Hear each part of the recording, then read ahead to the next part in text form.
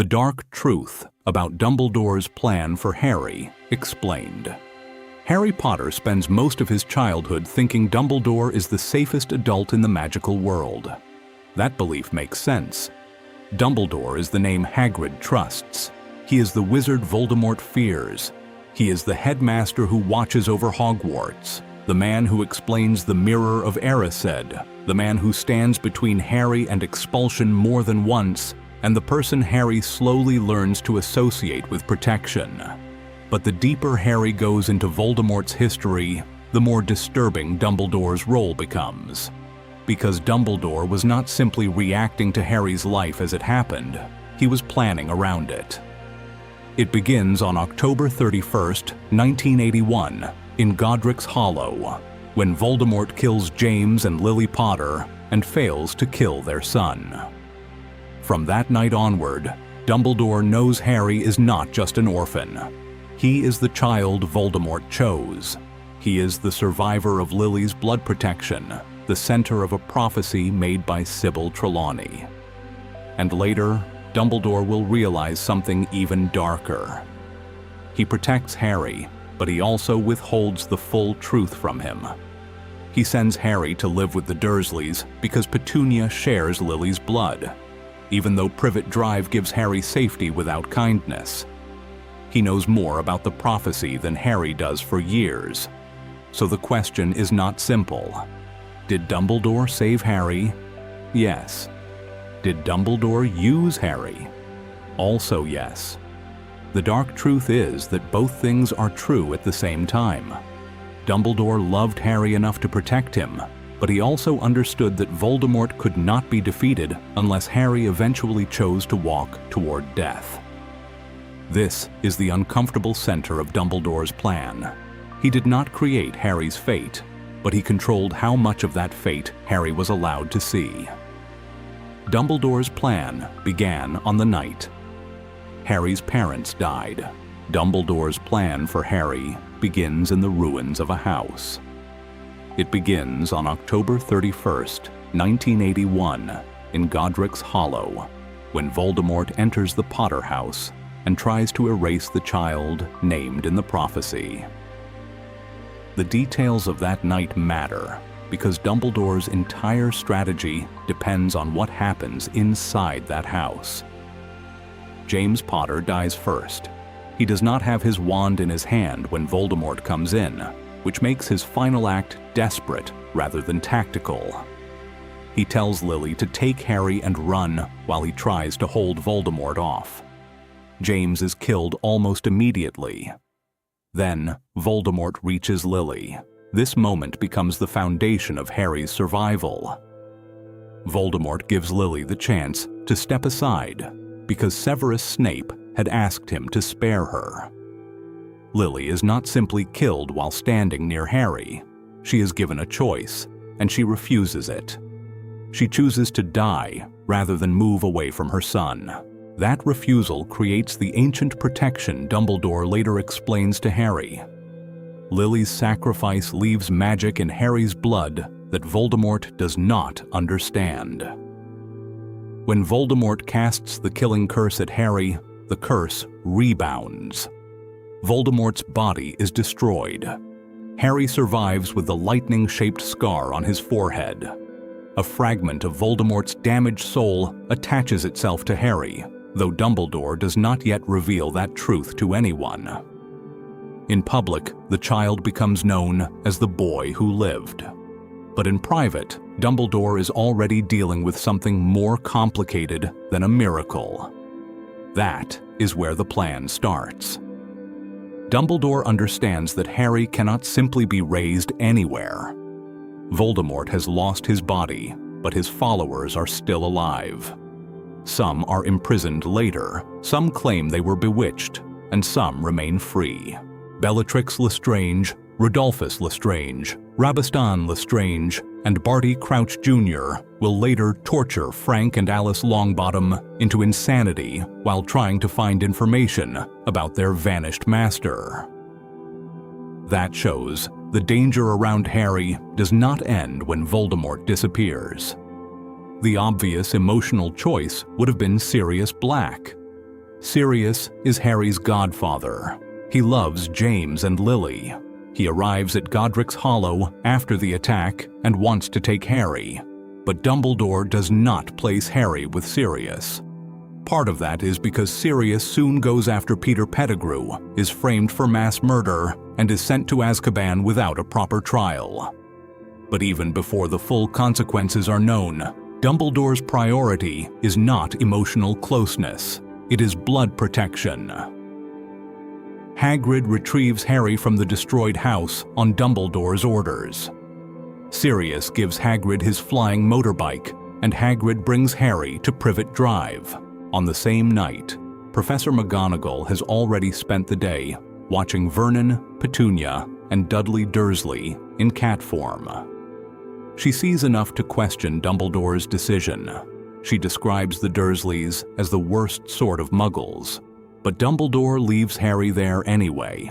Privet Drive is not chosen because it will love Harry. It is chosen because Petunia Dursley shares Lily's blood. By taking Harry into her home, Petunia helps seal a protective charm that keeps Harry safe as long as he can call that place home. The protection lasts until Harry comes of age at 17, or until he leaves Privet Drive permanently. Dumbledore later tells Harry that this old magic is the reason Voldemort cannot touch him there. Harry grows up in number 4, Privet Drive, not as a beloved nephew, but as an unwanted burden. He sleeps in the cupboard under the stairs for years. He wears Dudley's oversized old clothes and is punished for strange things he cannot explain. Dumbledore knows enough to understand that the Dursleys are not kind people. He does not knock on the door, hand Harry over, and speak directly to Petunia about what happened. He leaves a written explanation with the baby. The letter may tell Petunia about Lily's death, Voldemort, and the need to protect Harry, but it also allows Dumbledore to make the decision without giving Petunia the chance to refuse in person. Dumbledore makes a choice about Harry's next 16 years before Harry has any voice in the matter. He chooses the house that will protect Harry's life, even though it will damage Harry's childhood. He chooses the blood magic over the emotional cost, because, in his mind, the alternative is worse. Harry exposed to Death Eaters, fame, revenge, and possibly Voldemort's return without the protection Lily left behind. The Howler in Order of the Phoenix proves that this arrangement remains active years later. When Vernon wants to throw Harry out after the Dementor attack in Little Whinging, Petunia receives Dumbledore's message, "Remember my last." Those 3 words are enough. Petunia remembers the original letter, and she understands the protection is still tied to her home. Harry is allowed to stay, not because Vernon suddenly cares about him, but because Dumbledore's old arrangement still holds power over the household. The plan saves Harry from dangers he is too young to understand, but it also leaves him lonely, underfed, lied to, and treated as something shameful inside the only house that can protect him. That is why judging Dumbledore is difficult. If Harry grows up in the wizarding world, he may be adored, targeted, manipulated, or killed. If he grows up at Privet Drive, he survives, but he survives in a house where love is withheld from him every day. The prophecy made Harry a target before he had a choice. The prophecy enters Harry's life before Harry can understand language. By the time Harry is old enough to ask why Voldemort killed his parents, the answer has already existed for years. The prophecy is made by Sybil Trelawney during her job interview with Dumbledore at the Hog's Head Inn in Hogsmeade. That location matters. It is not the polished safety of Hogwarts. It is Aberforth Dumbledore's pub, a place with a rougher reputation than the 3 broomsticks. Dumbledore meets Trelawney there while she is applying for the post of divination professor. Most of the interview does not impress him, but then Trelawney enters a real prophetic trance and speaks the words that will define the war. The prophecy says that the one with the power to vanquish the Dark Lord approaches. It says he will be born to those who have defied Voldemort 3 times. It says he will be born as the 7th month dies.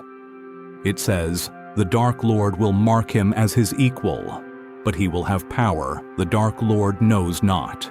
And it ends with the line that neither can live while the other survives. At the time, 2 children fit the first part: Harry Potter and Neville Longbottom. Harry is born on July 31st, 1980. Neville is born on July 30th, 1980. Both sets of parents are members of the Order of the Phoenix. James and Lily Potter have defied Voldemort 3 times. Frank and Alice Longbottom have also defied him 3 times. The prophecy does not point to Harry alone until Voldemort chooses him.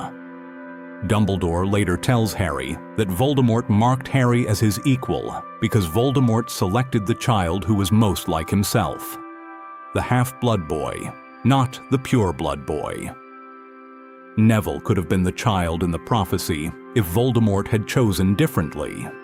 But Voldemort hears part of the prophecy and acts according to his own fears and assumptions. By going to Godric's Hollow, he creates the very enemy he is trying to prevent. Severus Snape is the reason Voldemort hears it at all. Snape overhears only part of the prophecy at the Hog's Head. He does not hear the full ending. Aberforth catches him and throws him out, but not before Snape has enough information to report to Voldemort. That single act becomes one of the most consequential betrayals in the entire series. Snape does not know the prophecy will point Voldemort toward Lily Potter's child, but that does not erase what he does. He passes dangerous information to a murderer. When Voldemort decides the prophecy refers to Harry, Snape panics because of Lily. Snape asks Voldemort to spare her, and Voldemort agrees only in the limited, twisted way Voldemort understands mercy. He gives Lily the chance to step aside. Snape also goes to Dumbledore and begs him to protect her. Dumbledore is disgusted by the narrowness of Snape's request because Snape initially cares only about Lily's survival, not James or Harry.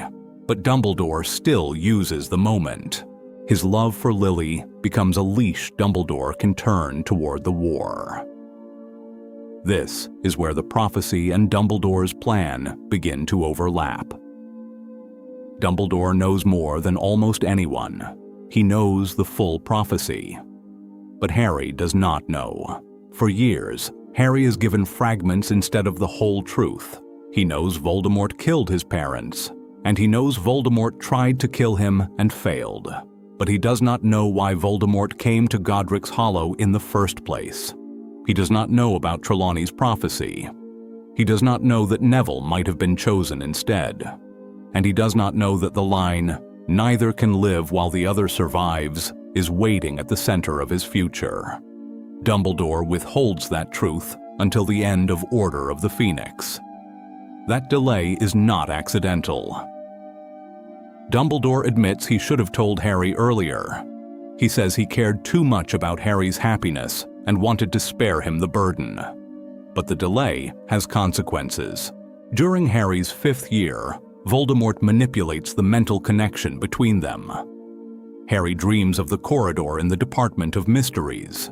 He sees Arthur Weasley attacked by Nagini, which is real. Later, Voldemort uses a false vision of Sirius being tortured to draw Harry to the Ministry. The prophecy becomes bait. Lucius Malfoy, Bellatrix Lestrange, and other Death Eaters are waiting in the Department of Mysteries because Voldemort wants the full record of the prophecy. Only the people the prophecy concerns can safely remove it from the shelf, which is why Harry is needed, and the result is catastrophic. Harry and his friends survive, but Sirius Black dies after Bellatrix curses him, and he falls through the veil. Dumbledore arrives and duels Voldemort in the Ministry atrium. Cornelius Fudge finally sees Voldemort with his own eyes. The wizarding world is forced to admit Voldemort has returned, but Harry loses the closest thing he has to a parent because he acted without understanding the full truth Dumbledore had been keeping from him. Harry destroys objects in rage. He wants Dumbledore to feel some part of what he feels, and Dumbledore finally tells him the prophecy. But after Sirius is dead, after the trap has already worked, and after Harry has been used by Voldemort precisely because he did not know enough, Dumbledore explains that the prophecy only matters because Voldemort made it matter. It does not remove Harry's choices, but Voldemort believes in it, and that belief drives him. And now Harry must face a future where Voldemort will never stop. This is one of the darkest parts of Dumbledore's plan. He is not lying to Harry about the prophecy's existence forever, but he decides when Harry is allowed to know it. He decides that 11 is too young, 12 is too young, 13 is too young, 14, after the graveyard and Cedric Diggory's death, is still not the moment. Only at 15, after the Ministry disaster and Sirius's death, does Harry receive the full explanation. Was Dumbledore protecting him? Yes, but protection through silence has a cost.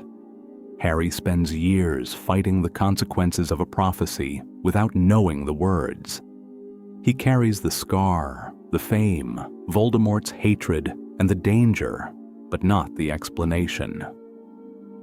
Dumbledore lets Harry grow into the truth slowly, hoping love and friendship will make him strong enough to bear it.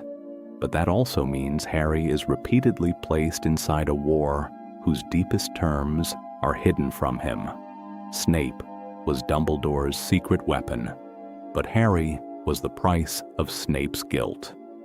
Severus Snape enters Dumbledore's plan through the worst thing he ever does. He hears part of Sybil Trelawney's prophecy at the Hog's Head and gives that information to Voldemort. That report sends Voldemort toward the Potters, and Snape only turns back when he realizes Lily Evans is in danger. That timing is important because it makes Snape's role morally damaged from the beginning. He does not come to Dumbledore as an innocent man. He comes as a Death Eater whose information has placed Lily, James, and Harry in Voldemort's path. His first request is not noble. He wants Lily saved. Dumbledore immediately notices that Snape has asked Voldemort to spare Lily, but not her husband or her child. Snape's remorse begins as possessive grief, not full moral awakening, but Dumbledore uses it anyway. Dumbledore does not need Snape to be pure. He needs him to be useful. Snape's guilt over Lily becomes the foundation of his service. After Lily dies, Dumbledore binds Snape to the memory of the woman he helped doom. Snape agrees to protect Harry, not because he loves Harry, but because Harry is Lily's son. That distinction defines Harry's years at Hogwarts. Snape protects him, but he does not treat him kindly. He sees James Potter's face every time he looks at Harry. He mocks Harry's fame, humiliates him in potions class, favors Slytherin students, and repeatedly assumes Harry has inherited James's arrogance. To Harry, Snape does not feel like a protector. He feels like another adult who has already judged him before knowing him. But Dumbledore knows Snape is protecting him. In Harry's first year, Snape tries to stop Quirrell during the Gryffindor-Slytherin Quidditch match. Hermione thinks Snape is cursing Harry's broom because she sees him muttering and staring, so she sets his robes on fire.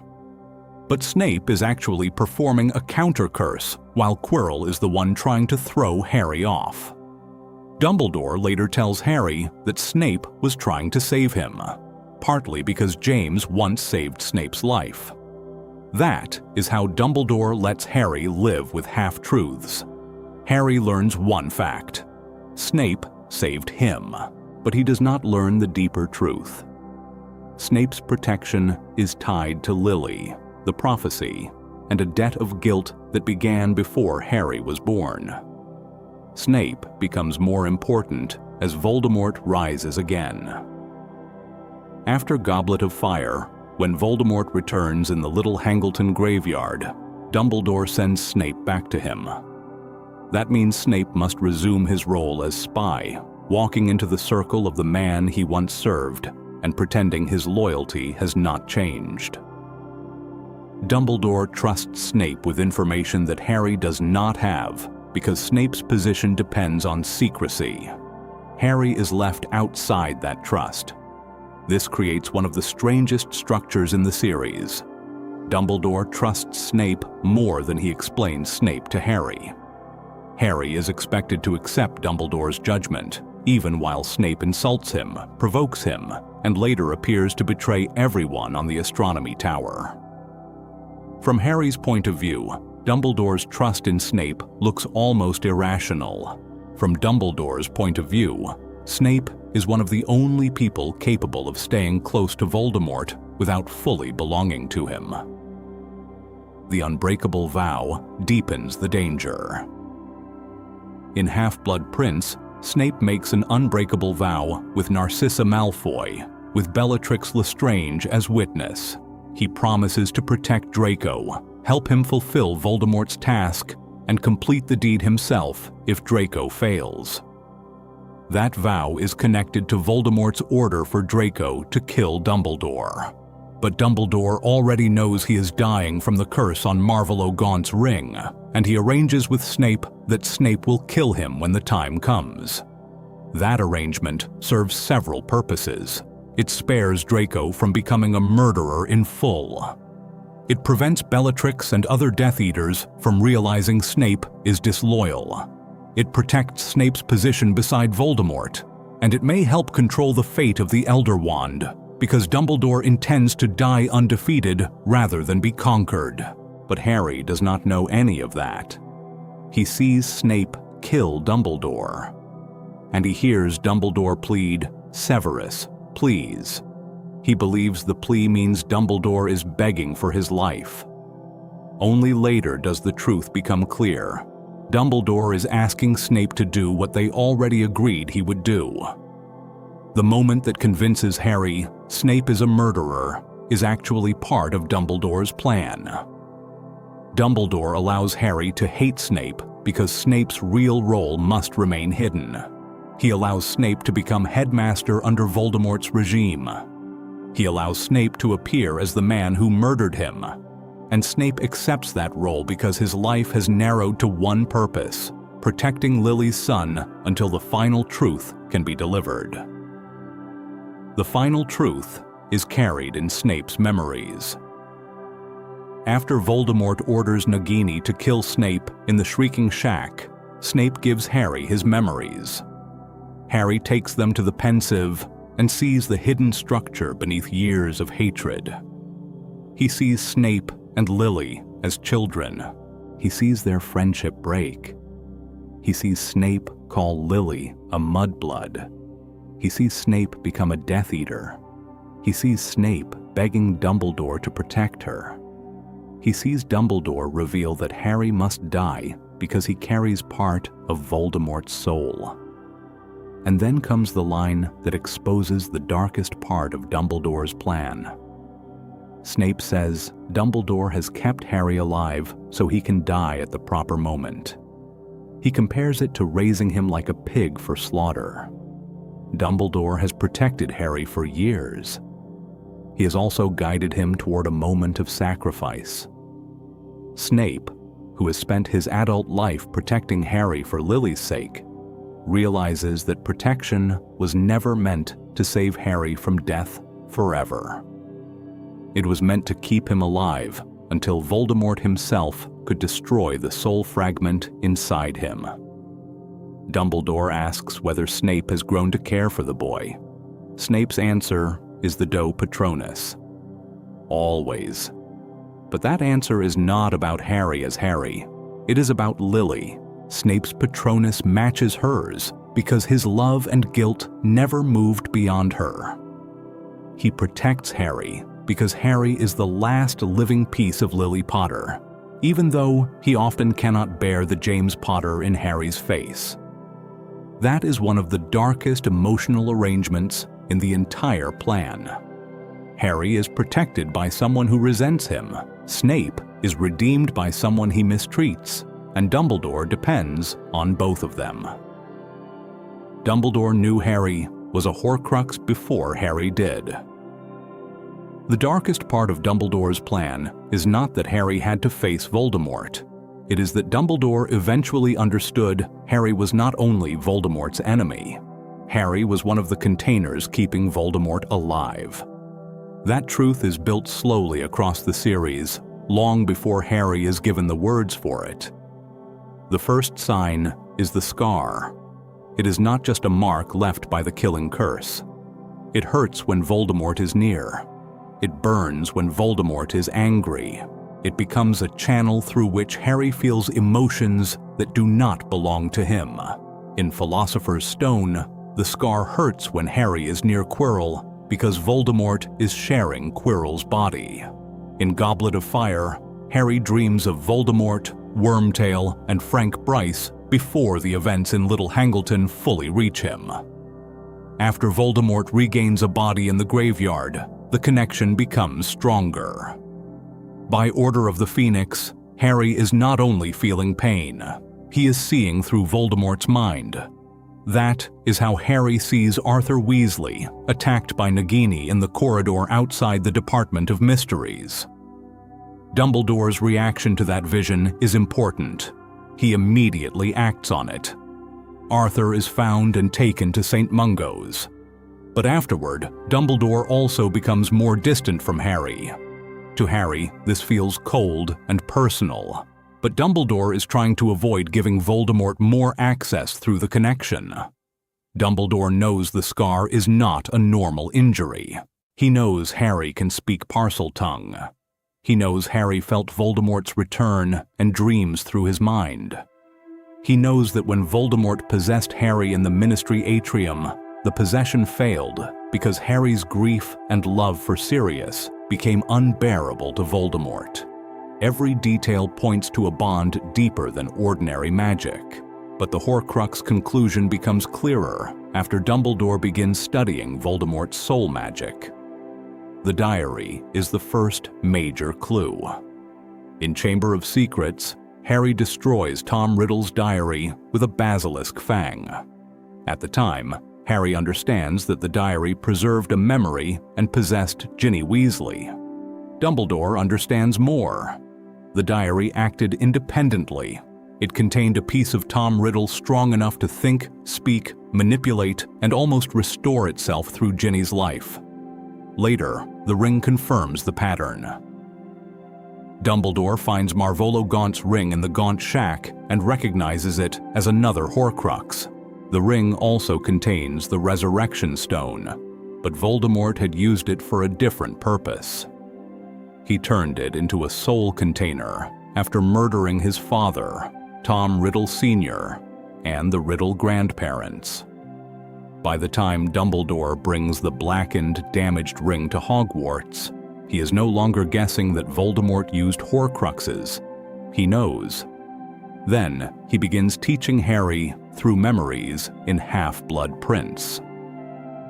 Dumbledore shows Harry the Gaunts, Merope, Hepzibah Smith, Hoki's altered memory, Tom Riddle at Hogwarts, and the conversation with Horace Slughorn.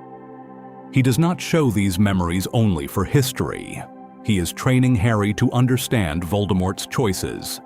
The diary, the ring, the locket, the cup, the diadem, and Nagini are not random hiding places. Voldemort chooses objects tied to identity, bloodline, Hogwarts, and power. But Dumbledore leaves out the most personal Horcrux: Harry. The clearest explanation comes later through Snape's memories. Dumbledore tells Snape that on the night Voldemort tried to kill Harry, a fragment of Voldemort's soul latched itself onto the only living thing left in the room. Harry became an accidental Horcrux. Voldemort did not plan it, but his soul had become so unstable from repeated splitting that when the curse rebounded, a piece of it broke away and attached to the child he failed to kill. That means Harry's survival is more complicated than anyone told him. He survived because of Lily's sacrifice. He survived with Voldemort's soul inside him. Both are true. This is why Dumbledore tells Snape that Harry must die, and Voldemort himself must do it. The soul fragment inside Harry has to be destroyed, but Harry cannot simply be murdered by anyone at any time. The final act must happen at the right moment, when Voldemort believes he is killing Harry and when Harry is willing to face him. Snape reacts with anger because he finally understands the shape of the plan. He says Dumbledore has kept Harry alive so he can die at the proper moment. Harry has been protected for years, but he has also been preserved for a death Dumbledore knew might be necessary. Dumbledore does not tell Harry this while he is alive. Instead, he leaves the truth to be delivered through Snape's memories after Dumbledore's death. That choice protects the timing of the plan, but it also means Harry learns the most important fact of his life only when there is no time left to question Dumbledore directly. If Harry knows too early, he might act too soon. If Voldemort learns the truth, he might change tactics. If Harry refuses the path, the Horcrux inside him remains. The war could continue with Voldemort still tethered to life. But from Harry's point of view, the truth is devastating. Dumbledore did not raise Harry only to die. He hoped Harry might survive because Voldemort had taken Harry's blood in Goblet of Fire. But he did raise Harry toward a moment where Harry had to be willing to die. The Hallows were the temptation. Dumbledore feared Harry might inherit. Dumbledore's plan for Harry is not only about Horcruxes, it is also about the Deathly Hallows. That makes the plan more complicated, because the Hallows are not Voldemort's obsession first. They are Dumbledore's. Long before Harry inherits the Golden Snitch, before Hermione receives the Tales of Beedle the Bard, and before the symbol of the Hallows appears in Xenophilius Lovegood's house, Albus Dumbledore himself had already been tempted by the idea of mastering death. The history begins in the summer of 1891, after Dumbledore leaves Hogwarts. His mother, Kendra Dumbledore, is dead. His younger sister, Ariana, is fragile because of the attack she suffered as a child from 3 Muggle boys who saw her magic. Aberforth expects Albus to help care for her. Instead, Gellert Grindelwald arrives in Godric's Hollow, staying with his great-aunt Bathilda Bagshot, and Dumbledore is drawn into one of the most dangerous friendships of his life. Dumbledore and Grindelwald talk about power, wizarding rule, and the Deathly Hallows. Their phrase is, "for the greater good." They imagine a world where wizards no longer hide and where control over Muggles is justified by supposed wisdom. The Hallows become part of that dream: the Elder Wand, the Resurrection Stone, and the Invisibility Cloak. Together, they are said to make the possessor the Master of Death. It explains why Dumbledore is so careful with Harry. Dumbledore knows what it feels like to be brilliant, young, wounded, and convinced that power can be made moral if the goal sounds noble enough. He knows because he once believed it. Then, Ariana dies during a confrontation involving Albus, Aberforth, and Grindelwald. Nobody knows which spell killed her. That uncertainty becomes one of Dumbledore's deepest wounds.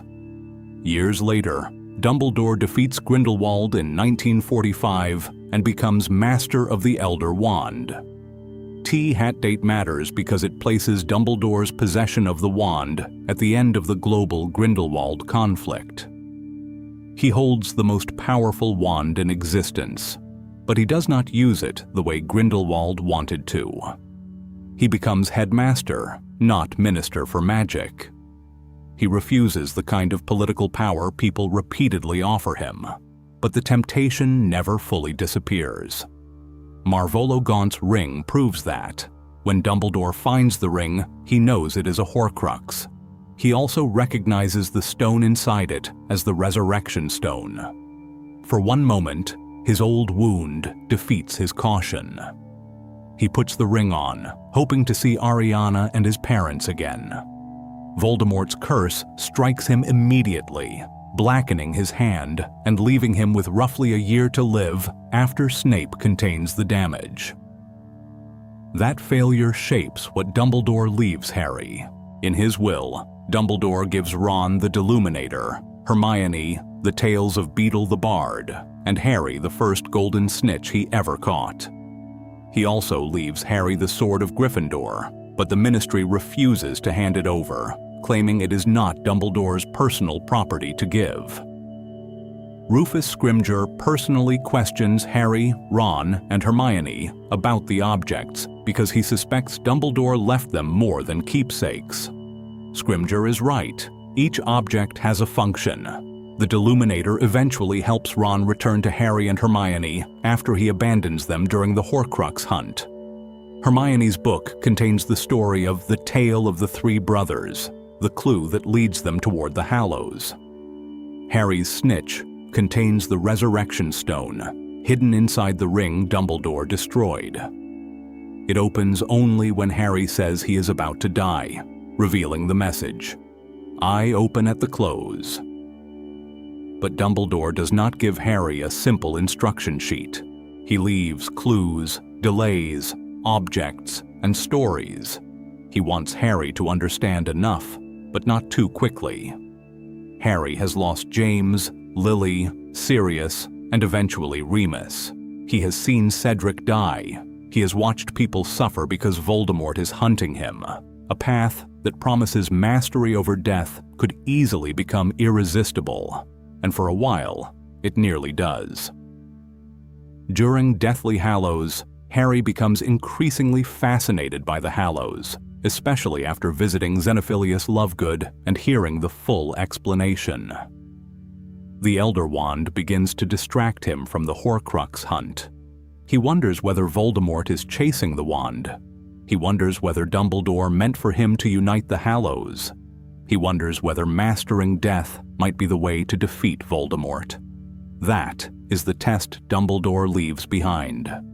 Harry has to choose between chasing power and continuing the ugly, difficult work of destroying soul fragments. Horcruxes are hidden in dangerous places, protected by curses, guarded by enemies, and surrounded by uncertainty. Dumbledore knew the danger in that kind of story. He had once wanted the Hallows for himself. He had once thought power could be held safely by the right person. And he had watched that belief end with Ariana dead on the floor. So, Dumbledore's plan for Harry includes a warning hidden inside inheritance. He gives Harry access to the Hallows, but not permission to worship them. He lets Harry find the Resurrection Stone only at the moment when it will help him walk to death, not escape it. He never lets the Elder Wand become Harry's main goal.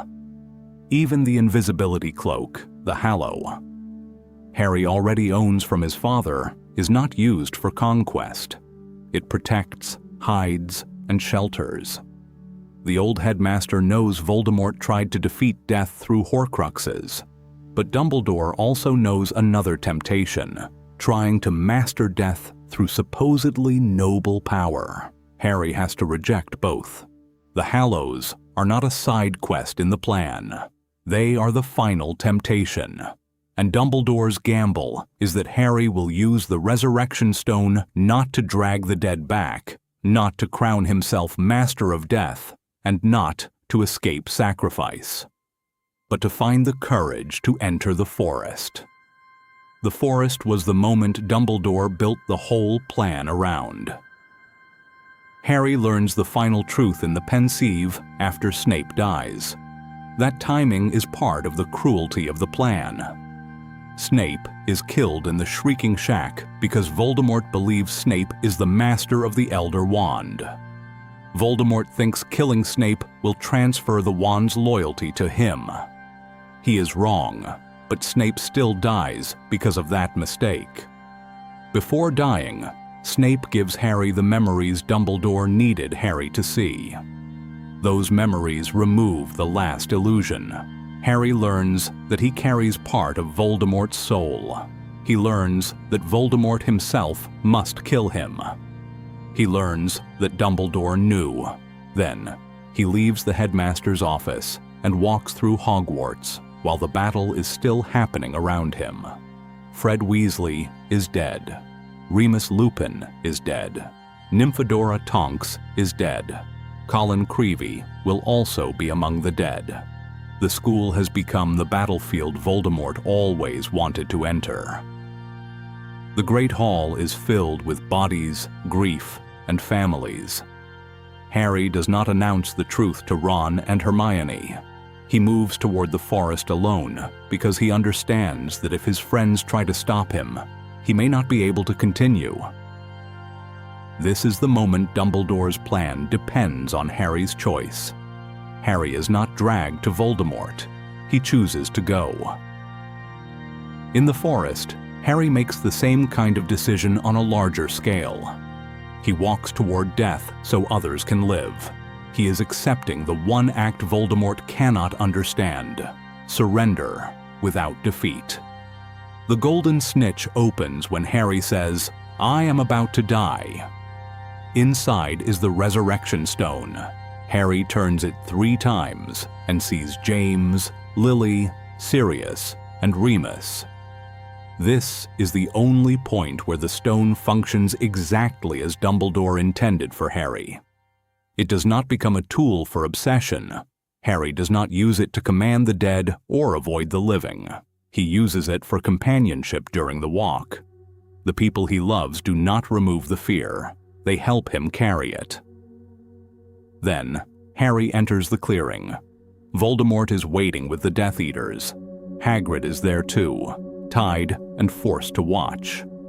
That detail is especially cruel, because Hagrid carried Harry away from Godric's Hollow as a baby, and now he is present when Voldemort believes he is about to kill him at the end of the war.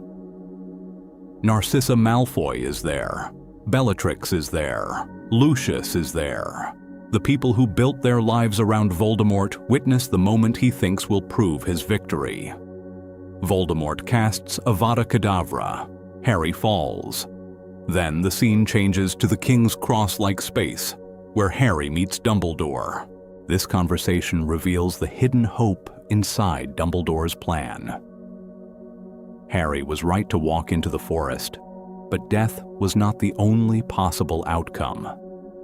Because Voldemort used Harry's blood to rebuild his body in Goblet of Fire, Lily's protection lived inside Voldemort as well. That tether kept Harry connected to life as long as Voldemort lived. This is why Dumbledore had a gleam of triumph in his eyes when Harry told him Voldemort had taken his blood. Dumbledore realized Voldemort had accidentally strengthened Harry's chance of survival. Voldemort took Harry's blood to bypass Lily's protection and touch him, but by taking that blood into his own body, he also preserved the protection in himself. So Dumbledore's plan was not simply to send Harry to death. It was to send Harry to a death Harry might survive, if the timing and magic aligned. But Dumbledore could not guarantee it in the simple way a teacher guarantees a lesson. He could hope, but Harry still had to walk. Voldemort still had to cast the curse. The soul fragment still had to be destroyed, and the plan required Harry to accept death without knowing with certainty that he would return. When Harry returns, Voldemort thinks he is dead. Narcissa Malfoy checks Harry's body and realizes he is alive, but she lies because she wants to know whether Draco is safe inside the castle. Her lie allows Harry to be carried back as if Voldemort has won.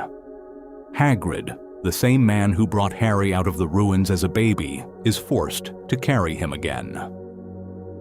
The protection created by Harry's sacrifice now spreads to the defenders of Hogwarts. Voldemort's spells no longer bind them properly.